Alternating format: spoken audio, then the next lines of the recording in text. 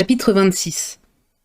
Mrs. Gardiner saisit la première occasion favorable pour donner doucement à Elizabeth l'avertissement qu'elle jugeait nécessaire. Après lui avoir dit franchement ce qu'elle pensait, elle ajouta « Vous êtes, Lizzie, une fille trop raisonnable pour vous attacher à quelqu'un simplement parce que l'on cherche à vous en détourner. C'est pourquoi je ne crains pas de vous parler avec cette franchise. Très sérieusement, je voudrais que vous vous teniez sur vos gardes. Ne vous laissez pas prendre, et ne laissez pas M. Wickham se prendre aux douceurs d'une affection que le manque absolu de fortune de part et d'autre rendrait singulièrement imprudente. Je n'ai rien à dire contre lui. C'est un garçon fort sympathique, et s'il possédait la position qu'il mérite, je crois que vous ne pourriez mieux choisir. Mais la situation étant ce qu'elle est, il vaut mieux ne pas laisser votre imagination s'égarer. Vous avez beaucoup de bon sens, et nous comptons que vous saurez en user. Votre père a toute confiance dans votre jugement et votre fermeté de caractère. N'allez pas lui causer une déception. Ma chère tante, voilà des paroles bien sérieuses. Oui, et j'espère vous décider à être sérieuse vous aussi. Eh bien, rassurez-vous, je vous promets d'être sur mes gardes, et M. Wickham ne s'éprendra pas de moi si je puis l'en empêcher. Elisabeth, vous n'êtes pas sérieuse en ce moment. Oh, je vous demande pardon. Je vais faire tous mes efforts pour le devenir. Pour l'instant, je ne suis pas amoureuse de M. Wickham. Non, très sincèrement, je ne le suis pas. Mais c'est sans comparaison l'homme le plus agréable que j'ai jamais rencontré, et s'il s'attachait à moi...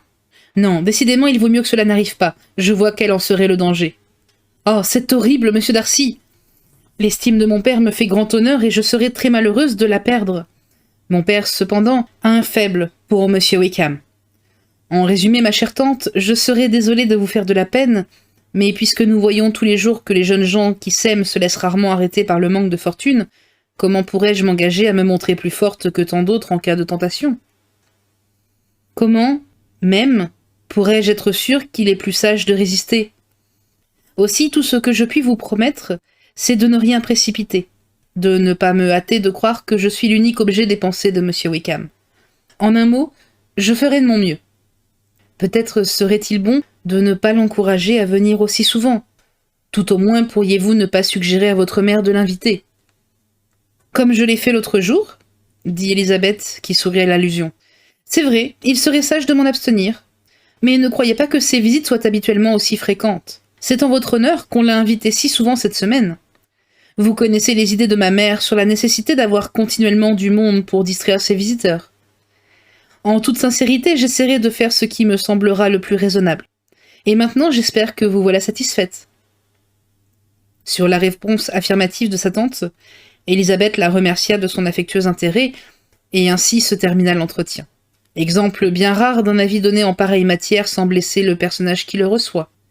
Monsieur Collins revint en Hertfordshire après le départ des Gardiner et de Jane, mais comme il descendit cette fois chez les Lucas, son retour ne gêna pas beaucoup.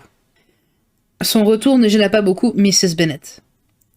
Le jour du mariage approchant, elle s'était enfin résignée à considérer l'événement comme inévitable, et allait jusqu'à dire d'un ton désagréable qu'elle souhaitait qu'ils fussent heureux. Le mariage devant avoir lieu le jeudi, Miss Lucas vint le mercredi à Longbourn pour faire sa visite d'adieu. Lorsqu'elle se leva pour prendre congé, Elisabeth, confuse de la mauvaise grâce de sa mère et de ses souhaits dépourvus de cordialité, sortit de la pièce en même temps que Charlotte pour la reconduire. Comme elles descendaient ensemble, celle-ci lui dit « Je compte recevoir souvent de vos nouvelles, Elisabeth. Je vous le promets, et j'ai une autre faveur à vous demander, celle de venir me voir. Nous nous rencontrerons souvent, ici je l'espère. Il est peu probable que je quitte le Kent d'ici quelque temps. Promettez-moi donc de venir à Hunsford. » Elisabeth ne put refuser, bien que la perspective de cette visite la séduisit peu au premier abord. « Mon père et Maria doivent venir me faire visite en mars. Vous consentirez, je l'espère, à les accompagner, et vous serez accueillis aussi chaudement qu'eux-mêmes. » Le mariage eut lieu. Les mariés partirent pour le Kent au sortir de l'église, et dans le public on échangea les propos habituels en de telles circonstances. Les premières lettres de Charlotte furent accueillies avec empressement. On se demandait naturellement, avec curiosité, comment elle parlerait de sa nouvelle demeure, de Lady Catherine et surtout de son bonheur. Les lettres lues, Elisabeth vit que Charlotte s'exprimait sur chaque point exactement comme elle l'avait prévu. Elle écrivait avec beaucoup de gaieté, semblait jouir d'une existence pleine de confort et louait tout ce dont elle parlait. La maison, le mobilier, les voisins, les routes ne laissaient rien à désirer, et Lady Catherine se montrait extrêmement aimable et obligeante. Dans tout cela, on reconnaissait les descriptions de M. Collins sous une forme plus tempérée. Elizabeth comprit qu'il lui faudrait attendre d'aller à Hunsford pour connaître le reste. Jane avait déjà écrit quelques lignes pour annoncer qu'elle avait fait bon voyage, et Elizabeth espérait que sa seconde lettre parlerait un peu des Bingley. Cet espoir eut le sort de tous les espoirs en général. Au bout d'une semaine passée à Londres, Jane n'avait vu ni Caroline, ni rien reçu d'elle. Ce silence, elle l'expliquait en supposant que sa dernière lettre, écrite de Longbourn, s'était perdue. « Ma tante, continuait-elle, va demain dans leur quartier, et j'en profiterai pour passer à Grosvenor Street. » La visite faite, elle écrivait de nouveau. Elle avait vu Miss Bingley. « Je n'ai pas trouvé à Caroline beaucoup d'entrain, disait-elle, mais elle m'a paru très contente de me voir, et m'a reproché de ne pas lui avoir annoncé mon arrivée. Je ne m'étais donc pas trompée, elle n'avait pas reçu ma dernière lettre. J'ai naturellement demandé des nouvelles de son frère. Il va bien, mais tellement accaparé par M. Darcy que ses sœurs le voient à peine. J'ai appris au cours de la conversation qu'elles attendaient Miss Darcy à dîner. J'aurais bien aimé la voir. Ma visite n'a pas été longue, parce que Caroline et Mrs. Hurst allaient sortir. Je suis sûre qu'elles ne tarderont pas à me la rendre. » Elizabeth hocha la tête en lisant cette lettre. Il était évident qu'un hasard seul pouvait révéler à M. Bingley la présence de sa sœur à Londres. Un mois s'écoula sans que Jane entendît parler de lui. Elle tâchait de se convaincre que ce silence la laissait indifférente, mais il lui était difficile de se faire encore illusion sur les sentiments de Miss Bingley. Après l'avoir attendue de jour en jour pendant une quinzaine, en lui trouvant chaque soir une nouvelle excuse, elle la vit enfin apparaître. Mais la brièveté de sa visite et surtout le changement de ses manières lui ouvrirent cette fois les yeux. Voici ce qu'elle écrivit à sa sœur. « Vous êtes trop bonne, ma chère Lizzie, j'en suis sûre, pour vous glorifier d'avoir été plus perspicace que moi, quand je vous confesserai que je m'étais complètement abusée sur les sentiments de Miss Bingley à mon égard. Mais, ma chère sœur, bien que les faits vous donnent raison, ne m'accusez pas d'obstination si j'affirme qu'étant donné ces démonstrations passées, ma confiance était aussi naturelle que vos soupçons. Je ne comprends pas du tout pourquoi Caroline a désiré se lier à moi, et si les mêmes circonstances se représentaient, il serait possible que je m'y laisse prendre de nouveau. C'est hier seulement qu'elle m'a rendu ma visite, et jusque-là, elle n'avait pas donné le moindre signe de vie. Il était visible qu'elle faisait cette démarche sans plaisir. Elle s'est vaguement excusée de n'être pas venue plus tôt. Elle n'a dit aucune parole qui témoignât du désir de me revoir et m'a paru en tout point tellement changée que lorsqu'elle était partie, j'étais parfaitement résolue à laisser tomber nos relations. Je ne puis m'empêcher de la blâmer et de la plaindre à la fois. Elle a eu tort de me témoigner tant d'amitié, car je puis certifier que toutes les avances sont venues d'elle.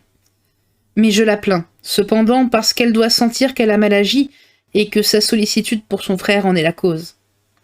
Je n'ai pas besoin de m'expliquer davantage. Je suis étonnée seulement que mes craintes subsistent encore à l'heure qu'il est, car si son frère avait pour moi la moindre inclination, il y a longtemps qu'il aurait tâché de me revoir. Il sait certainement que je suis à Londres. Une phrase de Caroline me l'a laissé à entendre. Mais je n'y comprends rien. J'aurais presque envie de dire qu'il y a dans tout cela quelque chose de louche, si je ne craignais de faire un jugement téméraire. Mais je vais essayer de chasser ces pensées pénibles pour me souvenir seulement de ce qui peut me rendre heureuse. Votre affection, par exemple, et l'inépuisable bonté de mon oncle et de ma tante. Écrivez-moi bientôt. Miss Bingley m'a fait comprendre que son frère ne retournerait pas à Netherfield et résilierait son bail, mais sans rien dire de précis. N'en parlons pas, cela vaut mieux.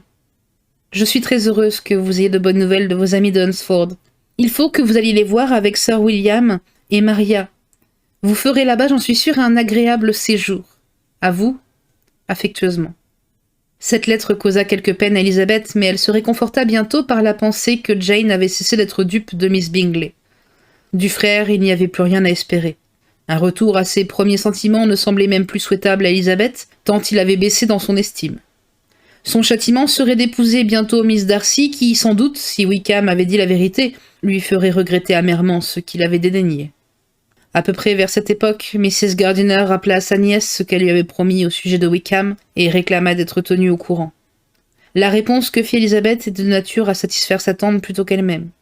La prédilection que semblait lui témoigner Wickham avait disparu. Son empressement avait cessé, ses soins avaient changé d'objet. Elizabeth s'en rendait compte, mais pouvait constater ce changement sans en éprouver un vrai chagrin. Son cœur n'avait été que légèrement touché, et la conviction que seule la question de fortune l'avait empêché d'être choisi suffisait à satisfaire son amour-propre. Un héritage inattendu de 10 000 livres était le principal attrait de la jeune fille, à qui maintenant s'adressaient ses hommages, mais Elisabeth, moins clairvoyante ici, semblait-il que, dans le cas de Charlotte, n'en voulant point à Wickham de la prudence de ses calculs. Au contraire, elle ne trouvait rien de plus naturel, et tout en supposant qu'il avait dû lui en coûter un peu de renoncer à son premier rêve, elle était prête à approuver la sagesse de sa conduite, et souhaitait sincèrement qu'il fût heureux. Elisabeth disait en terminant sa lettre à Mrs. Gardiner. « Je suis convaincue maintenant, ma chère tante, que mes sentiments pour lui n'ont jamais été bien profonds. Autrement, son nom seul me ferait horreur, et je lui céderais toutes sortes de maux. Or, non seulement je me sens pour lui pleine de bienveillance, mais encore je n'en veux pas le moins du monde à Miss King, et ne demande qu'à lui reconnaître beaucoup de qualités. Tout ceci ne peut vraiment pas être de l'amour. Ma vigilance a produit son effet. Certes, je serais plus intéressante si j'étais folle de chagrin, mais je préfère somme toute la médiocrité de mes sentiments. Kitty et Lydia prennent plus à cœur que moi la défection de M. Wickham. Elles sont jeunes, et l'expérience ne leur a pas encore appris que les jeunes gens les plus aimables ont besoin d'argent pour vivre tout aussi bien que les autres.